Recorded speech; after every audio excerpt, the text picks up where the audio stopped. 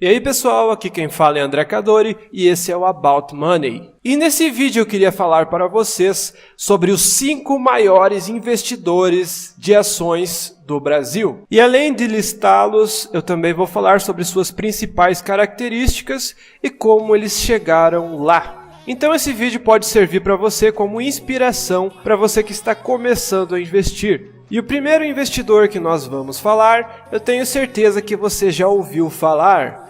É ele, o Luiz Barsi. Ele é conhecido no Brasil como o maior investidor pessoa física do Brasil, pelo simples fato de ele nunca ter sido um empreendedor. Então, quando se trata exclusivamente de investimentos em ações, não existe ninguém que bate o cara. Ele nasceu em 1939 em um cortiço no Brás, no centro de São Paulo. E ele já perdeu seu pai com apenas 1 ano de idade. A situação dele financeira não era das melhores. Ele, para ajudar a sustentar a sua mãe, chegou até a trabalhar como engraxate aos 9 anos de idade. E com o passar do tempo, quando ele tinha 14 anos de idade, ele finalmente começou a trabalhar em uma corretora. E todo esse cenário onde ele estava inserido fez com que ele começasse a investir em ações, onde ele começou a investir na CESP, com o objetivo de chegar a 100 mil ações. Então, conforme ele ia atingindo as suas metas, ele ia aumentando elas, com o objetivo de ter cada vez mais ações. E dentre das características de investimento de Luiz Barsi, é que ele sempre prioriza os dividendos. Então, quando ele iniciou sua carteira, o objetivo já no início era montar uma carteira previdenciária, com o objetivo de no futuro ganhar uma remuneração que o permitisse sobreviver de maneira digna. E essa remuneração viria através dos dividendos. Então o objetivo dele era investir em empresas que pagassem bons dividendos ou que projetassem um futuro bom dividendo. Então ele começou a investir com o objetivo de ter cada vez mais ações. Então, quando ele recebia os seus dividendos, ele reinvestia nas empresas com o objetivo de cada vez aumentar as suas participações. E ele foi fazendo isso sem parar, e com 60 anos ele acabou se tornando bilionário. E o segundo grande investidor que a gente vai falar é o Lírio Parisotto. Ele nasceu em 1953 em Nova Bassano, no Rio Grande do Sul. E ele, além de investidor, também é um grande empresário brasileiro. Além de tudo, ele tem um fundo de investimento que tem mais de 1 bilhão. Mas a sua história começou lá do zero. Ele morava no interior do Rio Grande do Sul e trabalhava como agricultor. Ele teve diversos trabalhos durante a sua vida. Já se graduou-se como médico, já trabalhou como bancário, já atuou como comerciante, já foi até gerente de um frigorífico. Porém, ele nunca permanecia em nenhum trabalho. Ele até diz que ele nunca sabia o que ele queria fazer, mas ele sabia aquilo que ele não queria fazer. E com o tempo passando, ele finalmente achou o setor aonde ele iria se acalmar. Tudo começou com a criação da Videolar, que era uma fábrica que ele criou em Caxias do Sul, no Rio Grande do Sul, e foi conhecida como a primeira fábrica de videocassetes do Brasil. Também foi uma das pioneiras da produção de DVDs e Blu-rays. Sendo assim, o rápido crescimento da Videolar também teve influência pelo seu tato como investidor. Só que como o foco desse vídeo é falar sobre o lado investidor dele, devemos lembrar que ele já tentou investir no mercado muitas vezes quando ele estava começando e teve diversos fracassos. Ele já chegou a perder 200 mil reais em escolhas equivocadas. E mesmo após essas experiências frustrantes, ele resolveu se arriscar de novo entrando no mercado. Ele estudou mais o mercado de ações e no início da década de 90, ele investiu 2 milhões de dólares. E esse valor multiplicou-se por 4. E com esses 8 milhões de dólares que ele conseguiu formar, ele fez a Videolar crescer de forma acelerada, além de comprar outra parte da empresa e se tornar dono de 100% do negócio. Empreendimento que ele tocou até 2007, quando com 53 anos de idade, ele deixaria o cargo da presidência, assumindo o conselho. E com o tempo restante, Lírio começou a dedicar-se ao seu principal hobby, que era ser investidor. Desde 1998, o bilionário tem uma carteira no qual fez investimento inicial de 6 milhões de dólares, no qual existem cerca de 12 empresas fixas, nas quais ele reinveste todos os dividendos. Assim como o Luiz Barsi, ele defende a ideia do investimento para o longo prazo. E ele alerta que o pior inimigo do investidor é a ganância e a falta de paciência. E o terceiro investidor que a gente vai falar agora é o Luiz Alves Paes de Barros. Primeiramente, quem é ele? Ele é um investidor e é um dos sócios do fundo de investimento Alaska Black. Luiz também tem a sua carteira pessoal, a Poland, operação que existe desde a metade de 2003. Ele é conhecido por ser uma pessoa bastante discreta, então você dificilmente vai ouvir falar sobre ele. Não é à toa que ele também é conhecido como o bilionário fantasma. Mas vamos falar um pouco da sua trajetória. Luiz Alves nasceu em 1948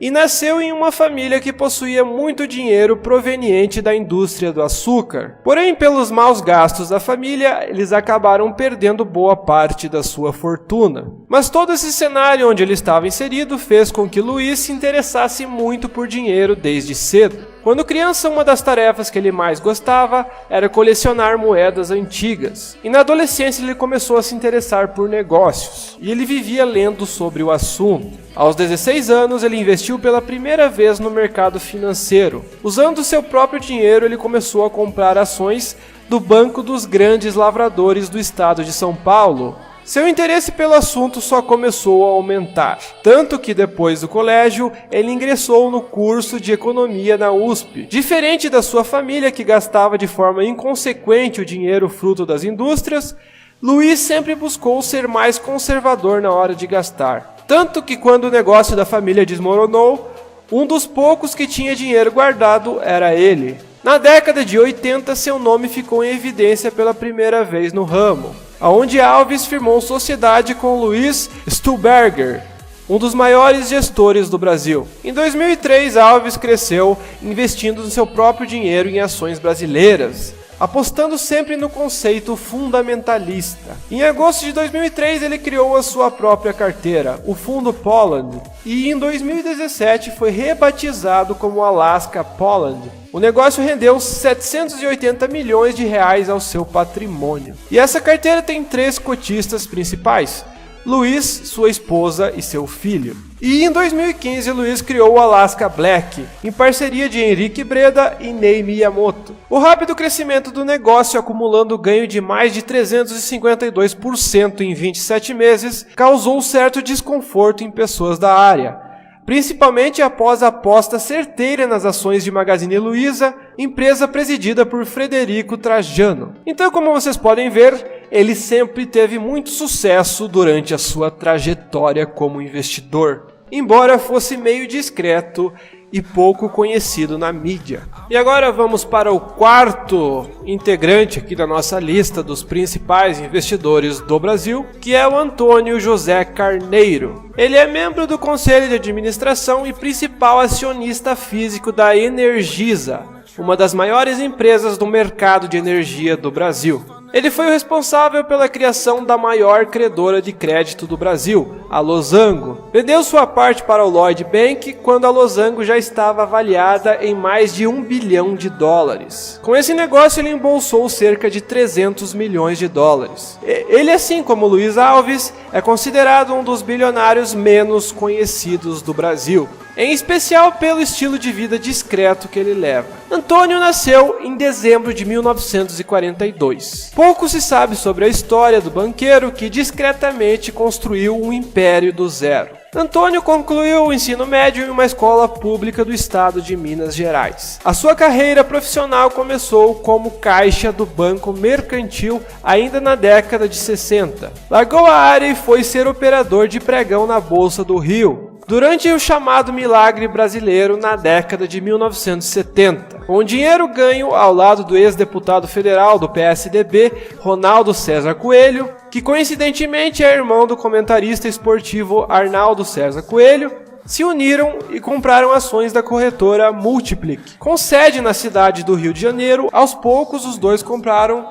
as ações restantes, e tornaram-se os donos da Multiplic, a empresa voltada para a área de investimentos de propriedade, tida como uma potência no mercado de open market, que acabou tornando-se no final um banco. A Multiplic ganhava dinheiro negociando títulos públicos para apostar em juros, inflação e câmbio. Antônio era quem fazia a intermediação entre o Banco Central e os demais investidores, o que acabou lhe dando muito prestígio. Sobre o estilo de gestão de Carneiro, dizem que ele nunca desgrudou da mesa de operações e em sua ascensão meteórica ficou famoso por ignorar limites de risco. Em 1993, ele adquiriu a financeira Losango.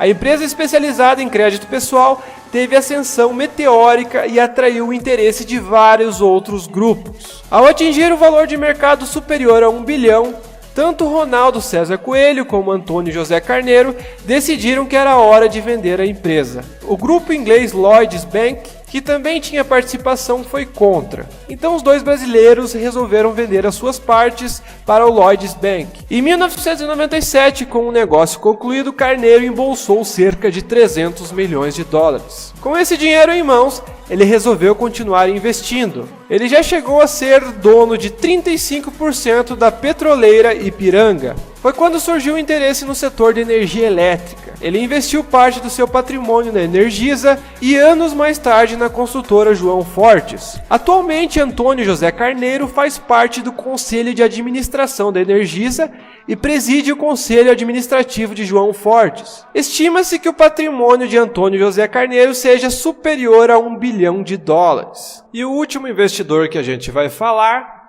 lembrando que existem outros investidores de grande sucesso no Brasil, eu apenas selecionei aqueles que eu tenho informação para falar sobre. E esse último investidor que eu vou falar é o Guilherme Afonso Ferreira. Guilherme Afonso Ferreira é um dos principais investidores da Bolsa Brasileira. Foi membro do Conselho de Administração e acionista relevante do Unibanco entre os anos de 1984 a 2008, período que obteve um rendimento anual composto em dólar de cerca de 70%.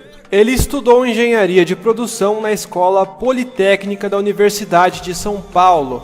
Logo depois, ele passou um ano fazendo estágios pelo mundo todo, e a maioria deles eram em revendedores da Caterpillar, uma fabricante de máquinas, motores e veículos pesados. O pai dele era um homem que acreditava muito no trabalho duro e passou muitos anos sendo revendedor da Caterpillar. Ele acreditava muito na função social do capital como uma forma de manter empregos e contratar mais pessoas como reinvestimento dos lucros. A história da família de Guilherme esteve muito ligada à indústria de revendas da Caterpillar, um negócio que, em especial no Brasil, era muito pulverizado, enquanto na maioria dos outros países existiam apenas 1 ou 2 revendedores. Então, vislumbrando um processo de consolidação, seu pai decidiu entrar no setor. Ele sempre dizia a seus filhos que deviam estar preparados para uma possível compra de uma concorrente. À medida que os negócios iam bem para a família e eles tinham caixa suficiente para comprar concorrentes, seus pares não aceitavam serem vendidos. Na realidade, eles nem precisavam, pois o setor como um todo estava caminhando muito bem. Da mesma forma, quando a situação piorava e ninguém tinha geração de caixa para realizar novas aquisições de concorrentes. E tudo isso parecia ser algo difícil de resolver. No entanto, Guilherme teve a seguinte ideia. Com as sobras de capital, ele começou a fazer investimentos em negócios com ciclos totalmente diferentes do negócio principal. Assim, quando a empresa da família estivesse mal, eles teriam a chance de comprar alguém com o dinheiro do novo negócio lucrativo. E assim aconteceu e deu muito certo. O dinheiro da família vem sendo gerido através do fundo Teorema, na qual Guilherme é o administrador. E um dos casos mais emblemáticos da vida de Guilherme foi o seu investimento no Unibanco. Seu modo simples e racional de pensar fez com que ele obtivesse um lucro bastante alto através da especulação naquele papel. O caso começou em 1986 com o lançamento do mal-sucedido Plano Cruzado. Houve congelamento de preços e redução drástica na taxa de juros, Os bancos que antes recebiam em média 30% de juros ao mês, naquela época passariam a receber uma taxa de praticamente zero pelo crédito. Tudo isso fez com que muitos investidores fugissem do setor bancário como um todo, fazendo com que as ações do setor desabassem. No entanto, toda essa reação emotiva não afetou Guilherme, que naquela época afirmou: "Nunca vi um país sem banco e, portanto, mesmo sem saber como eles vão resolver essa questão, eu vou investir neles, pois eles vão sobreviver." Estudando a fundo o setor, Guilherme então procura um banco para investir. Ele encontra uma companhia promissora que, na sua opinião, era um banco médio, mas bem gerido, que era o Unibanco. Esse investimento não poderia ter sido mais acertado. A ação do Unibanco valorizou cerca de 70% ao ano em dólares. Isso durou pouco mais de 20 anos, quando ele teve que vender após o anúncio da fusão do banco com o Itaú. Esse só é um dos vários casos de sucesso aonde Guilherme investiu. Resumindo os seus principais conceitos de investir, a gente pode resumir em 5 características principais. Primeiro, analise a fundo a empresa em que você vai investir. É preciso entender seus pontos fortes e fracos e sua estratégia de crescimento. Segundo, decidir qual é o melhor momento para comprar uma ação é tão importante quanto resolver quando vendê-la. Só venda se o desempenho da empresa ficar abaixo do esperado e não houver perspectiva de melhora. Terceiro, mantenha sua estratégia de investimento durante as crises. O mercado de ações é volátil, quedas pontuais não devem assustar o investidor ao longo prazo. Quarto, avalie o histórico dos donos e principais executivos das empresas antes de investir. Escolher as pessoas certas é mais importante do que escolher a indústria certa. Bons gestores são capazes de fazer a diferença. E quinto, escolhidas as pessoas certas, confie nelas para sempre. Mas enfim, pessoal, esses são os principais investidores da Bolsa Brasileira, no meu ponto de vista. E eu espero que vocês tenham se inspirado nas suas histórias para começarem a investir ou para continuarem investindo se vocês já investem. Se você gostou do vídeo, deixe aquele like. Se você não é inscrito do canal, se inscreva. Valeu, falou, até a próxima!